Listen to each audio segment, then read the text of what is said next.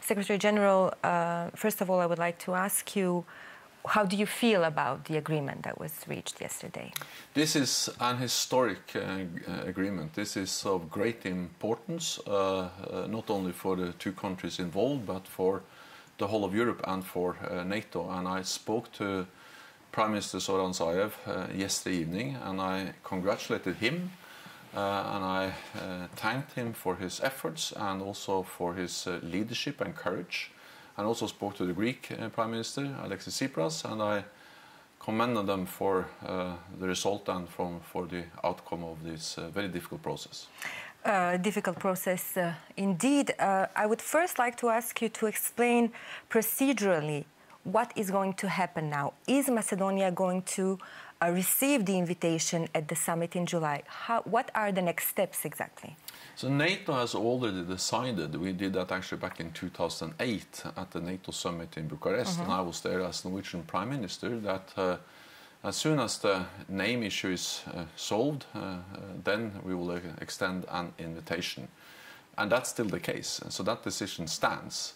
And I'm absolutely certain that the summit will find a way to express that we still stand on that decision and to recognize the importance of the agreement. At the same time, I think what is important now is that the agreement is finalized both in Skopje and in Athens, and the agreement is quite comprehensive also when it comes to exactly the sequence of the different decisions, ratification, referendum and all that. So I hope that that can go as fast as possible, because that can enable us to then go on with the accession talks as soon as possible. Well, the referendum we know will take place in the autumn. The summit is in July.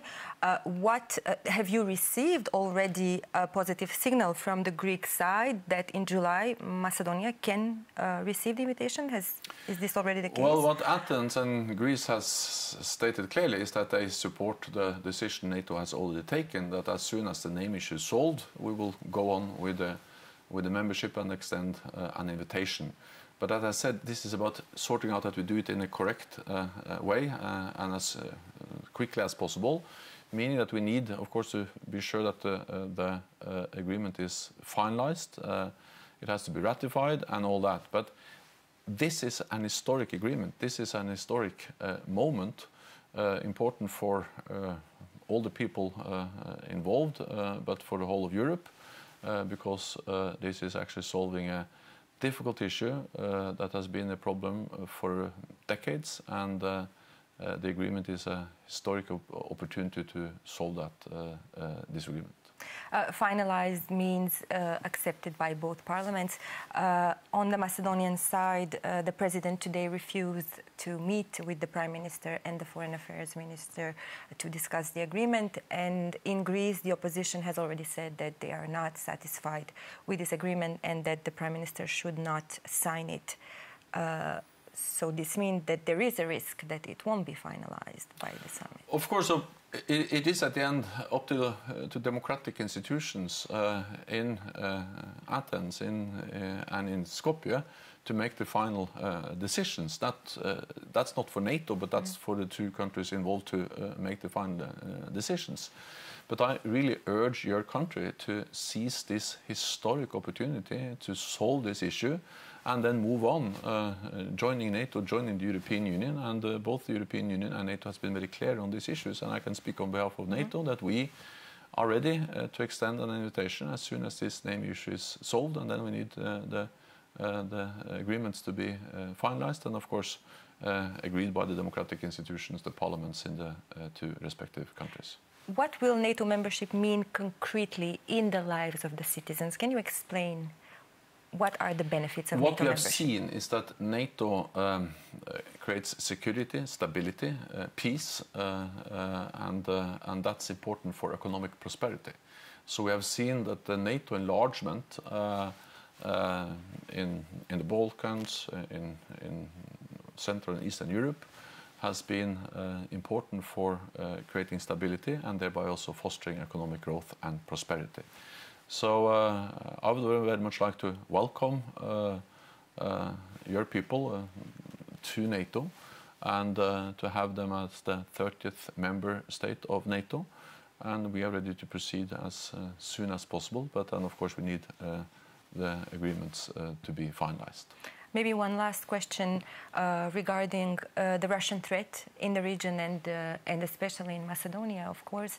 Is there an assessment on your side? And what is we know that there is a certain threat. We know that the Russians have been present to a certain extent in the country. But what is the assessment on your side from security point of view and others when it comes to the Russian threat? And what can you do?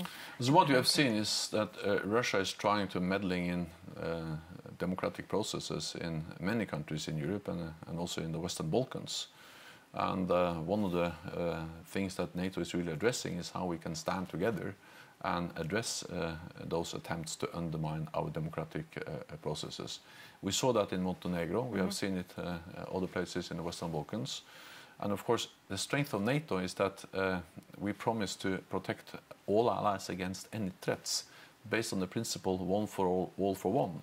And for almost 70 years, NATO has been able to deter any attack against any NATO ally, because any potential adversary knows that if one ally is attacked, the whole alliance will respond. And that's exactly what makes NATO the most successful alliance in history that has proven able to deter attack against all allies. NATO's there not to provoke a conflict, but NATO is there to prevent the conflict, and that's exactly what we have been able to do for Do you fear a Montenegro-like scenario in Macedonia as membership will become closer? Well, what we have seen is that Montenegro has become a member of NATO because Montenegro has been able to adapt, to reform, but also to protect its own democratic institutions. We provide help, we provide support to Montenegro. And we, of course, respect the sovereign decisions of any democratic country. Montenegro is a welcome, or is now a member of NATO, and I would very much like also to have you as the 30th member of the alliance. Okay, thank you. Thank you very much. Okay. Yeah. Thank you. Thanks. Thank you so much. They were Yeah. waving. Waving. I know, but the question was rather.